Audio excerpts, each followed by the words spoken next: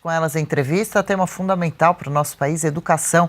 A gente recebe aqui no telão a professora Ana Maria Camargo. Bem-vinda, professora, que legal recebê-la, poder conversar com a senhora um pouquinho. Tudo bem? Bom dia. Bom dia, Adriana. Bom dia, Paula. Marina, querida, bom dia, audiência do Hoje com Elas. Um prazer estar aqui com vocês. Prazer nosso, né, Marina? Vamos nessa? Muitos assuntos para a gente tratar. Bom, Ana Maria é uma craque aqui em educação, me ensinou muito a respeito, então agradeço muito. Do que eu sei do tema, muito veio pela sua ajuda.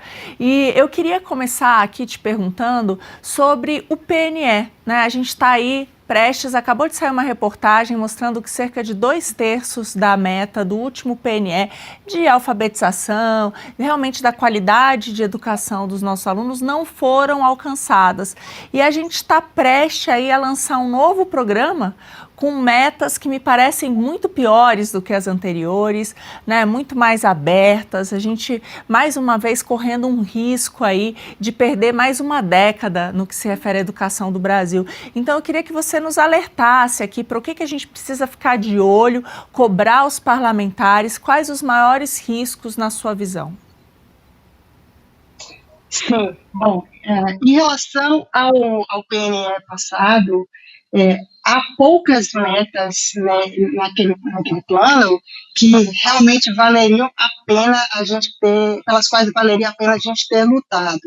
A questão da alfabetização, que ficamos muito abaixo da meta, inclusive voltamos para números antes da pandemia, mas quando eu falo que há poucos, é porque há algumas metas do PNE antigo que felizmente não foram atingidas, como a expectativa de se comprometer em 10 anos 10% do PIB com a educação.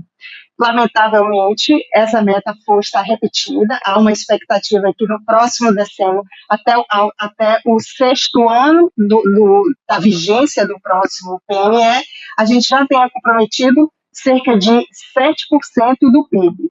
E até o final do decênio, que sejam 10% do PIB. Eu costumo falar que o objetivo, claramente, o objetivo do sistema educacional brasileiro é o de formar analfabetos funcionais dependentes do Estado. Então, quanto mais a gente colocar dinheiro, a gente investir nesse que é o objetivo deles, pior. Sem falar que 10% do nosso PIB, eu gostaria muito de saber de onde eles vão tirar esses recursos, né?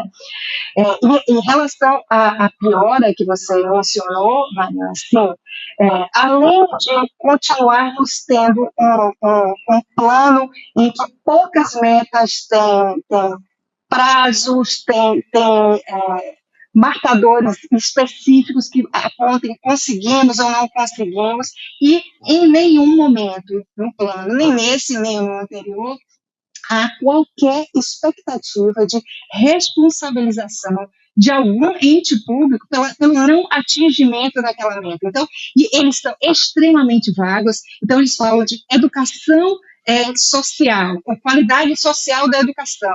Então, não há uma definição. O que é qualidade social da educação? Aos poucos você vai lendo a descrição das metas, aí o que você vê é preciso atingir equidade na educação, e as pessoas que não têm conhecimento, não têm muito, não têm familiaridade com isso que a gente chama de cultura woke, acha que equidade é uma coisa bacana. Não é. Equidade significa, a maneira como ele se refere, equidade significa a imposição de uma redistribuição de oportunidades, de insumos, para se chegar a resultados iguais, né? Então, quando você força a uma redistribuição para atingir resultados iguais, isso nos remete claramente ao socialismo. No contexto da educação, como é que você pode equalizar resultados? Você sabe que há estudantes que se esforçam mais, outros que se esforçam menos, estudantes que têm mais talentos, outros que têm menos talentos. A questão socioeconômica tem um impacto muito forte, então isso também vai afetar o resultado dos estudantes. Quando eles falam que eles querem equalizar os resultados, a única coisa que a gente pode concluir é que não vai ter excelência nenhuma, eles vão nivelar por baixo. E aí, eles, nesse novo plano, além de dizer que há esse objetivo de equalizar resultados, eles incluem parâmetros sobre os quais que não se baseiam absolutamente em nenhuma evidência científica. Então, por exemplo, eles falam da questão da raça, da questão da etnia, então temos que fazer prevalecer a diversidade. A gente deveria se preocupar com que todas as crianças fossem alfabetizadas na idade certa. E a idade certa de alfabetização não é como eles dizem lá, aos 8 anos de idade, é no máximo até os 7.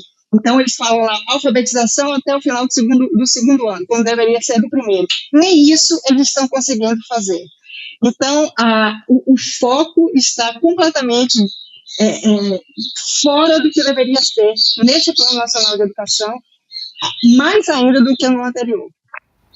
Professora, bom dia. A minha pergunta é sobre a sua opinião sobre as cotas trans. Né? Eu vi que recentemente foi aprovado em algumas universidades e eu queria saber a sua posição como especialista em educação. Eu sou contra cotas de qualquer jeito, as pessoas às vezes falam, cota para pessoas que são mais pobres. Eu acho que ali não deveria ser cota. Se você fornece uma educação básica de qualidade para todas as pessoas, ou seja, ao invés de você querer equalizar o resultado, você tenta diminuir as diferenças nas oportunidades que são dadas. Se você garante que todas as crianças são alfabetizadas na idade certa, que elas estão alimentadas, e ainda assim você chega ao final da educação básica e tem aquele grupo de alunos, um grupo de alunos que se destaca, que tem talento, que tem vontade e não consegue, essas pessoas têm que ter bolsas. Cota significa um mínimo, não acho que tem que ter mínimo, Então, mesmo para a questão, para aquelas pessoas que têm problemas de nível socioeconômico mais baixo, algumas pessoas, as que merecerem, sim, elas devem ter bolsas. Aí a gente pode discutir, bolsa, empréstimo, enfim, essa é uma outra coisa. Mas cotas raciais, cotas quaisquer outras, né? Que as cotas raciais são dentro das cotas sociais, procurando respeitar o nível demográfico de cada lugar. Acho que isso está errado, isso não funciona. Se aquele princípio de todos terem uma boa educação básica for cumprido, não precisa de cota para raça. Muito menos cota para trans. Esses não entram nem dentro das cotas sociais. As cotas que o processo que foi aprovado na Unicamp, porque ele não é nem um subgrupo das cotas sociais, é uma coisa à parte. Sem falar que como é que você vai fazer a certificação de que aquela pessoa é trans, é só ela chegar lá e dizer. Isso é o que estão fazendo com as universidades brasileiras, e esse sistema de cotas trans parece a cereja do bolo, é uma completa desmoralização do objetivo das universidades para a sociedade. O objetivo da universidade é a busca pela verdade, é a promoção do saber. Então, se um dos efeitos da universidade é uma maior justiça social, perfeito, mas esse não pode ser o foco. O que estão fazendo com as universidades é a destruição, a total desmoralização do que a universidade deveria representar para a sociedade. Professora Ana Maria, queria saber sobre a importância da educação infantil. Ela precisa de um olhar especial? Porque quando a pessoa já é adolescente ou jovem, já passou por esse ensino básico, que pode ter deixado uma boa base ou uma base falha, que fica difícil, imagino, depois corrigir. Então, crianças que, formando suas ideias, são alimentadas com conteúdo woke, militância escolar, conteúdos indevidos. Como a senhora avalia a educação infantil no Brasil? A educação infantil no Brasil é paupérrima. Há essa questão ideológica, woke, cada vez mais forte, E isso, se houver algum momento de falar sobre um livro que eu escrevi, em julho será publicado, eu falo justamente sobre isso, como a escola woke tem avançado na sociedade brasileira através dos documentos curriculares das políticas públicas no Brasil. Então, não sou eu que estou dizendo, é o governo que está determinando que seja assim, é o MEC que determina que seja assim. Além dessa questão woke, que está entrando na escola, a própria BNCC, a maneira como a BNCC trata a educação infantil é completamente fora do que a técnica, do que as evidências científicas já mostraram o que funciona para a pré-alfabetização. A educação infantil é a preparação para a alfabetização. Não é só brincar, e muito menos não é só falar com as crianças sobre a diferença entre sexo e gênero, como está previsto em documentos da Unesco, com a Unesco, com a qual o Brasil tem acordos. Então, é isso que está previsto que as escolas tratem, e brincadeiras, e falar sobre racismo. As crianças na educação infantil, elas devem ser preparadas para a alfabetização, que começa quando elas entram no primeiro ano, né, que a gente antigamente chamava alfabetização. Elas têm chegado despreparadas, e isso elas levam para o resto da vida. Quando eu falo que não há evidências científicas, ao contrário, há evidências científicas sobre os métodos, as abordagens que funcionam, né? E a capacitação, a formação docente no Brasil leva para outra direção.